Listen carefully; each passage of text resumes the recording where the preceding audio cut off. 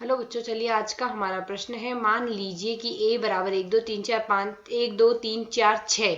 मान लीजिए r a पर a, b जहां a व b a के अवयव है, संख्या a b को यथावत विभाजित करती है द्वारा परिभाषित संबंध है। तो हमने इन तीन प्रश्नों को हल करना है। एक तो रोस्टर रूप बताना है, r का प्रांत व परिसर याद करने हैं। तो यहाँ से इस प्रश्न को करने हैं तो हमारे पास यहाँ से हमारी मुख्य अवधारणा रहेगी। मुख्य अवधारणा यहाँ से हम लेके चलेंगे। रोस्टर रूप में जब हम पदों को लिखेंगे तो यहाँ से a व b दोनों संबंध अवयव एक साथ तब लिखे जाएंगे जब संख्या a b को यथावत विभाजित करती है।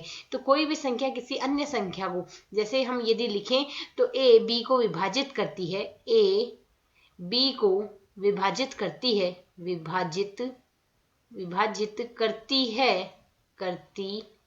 है यदि हमारे पास, यदि यहाँ से a बराबर हमारे पास लिखी जा सके m गुणा b, जहाँ से m हमारे पास हमने पूर्णांक लेना है। पूर्णांक साथ में यदि हम यहाँ से m हमारे पास धनात्मक पूर्णांक है, अर्थात प्राकृत संख्याओं में विद्यमान अवयव है। तो यदि अब हम यहाँ से देखें तो हमारे पास a में हम 5 अवयव दिए गए हैं। a में उपस्थित अवयव हमें दिए गए हैं 1 2 3 4 6।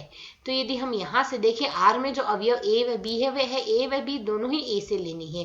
तो यदि हम यहाँ से देखें, एक हमारे r में उपस्थित अवयव लिखेंगे किस प्रकार से, हमने r के अवयव लिखने हैं तो a व b a b को विभाजित करना चाहिए।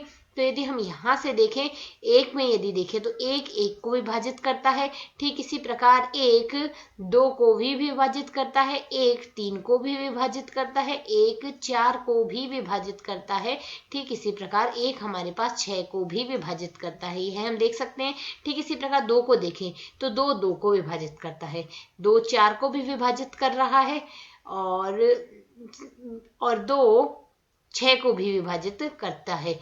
ठीक इसी प्रकार यदि हम यहाँ से 3 से देखें तो 3 3 को विभाजित करता है व 3 6 को विभाजित करता है।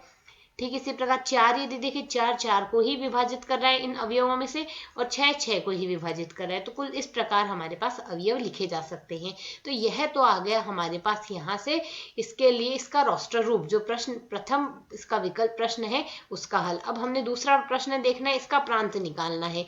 तो प्रांत हमने जितने भी a लिखे हैं वे तो सारे प्रांत में आएंगे। तो यहाँ से इसके प्रांत का यदि हम समुच्चय लिखना चाहें तो a में हमने 1 लिखा है, 2 लिखा है, 3 लिखा है, 4 लिखा है व 6 लिखा है। तो यह पूरा का पूरा ही प्रांत बन जाएगा।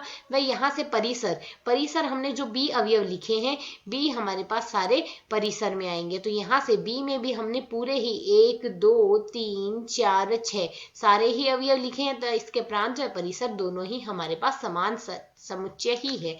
तो ये हमारे पास इस प्रश्न का हल है। आशा है समझ आया। धन्यवाद।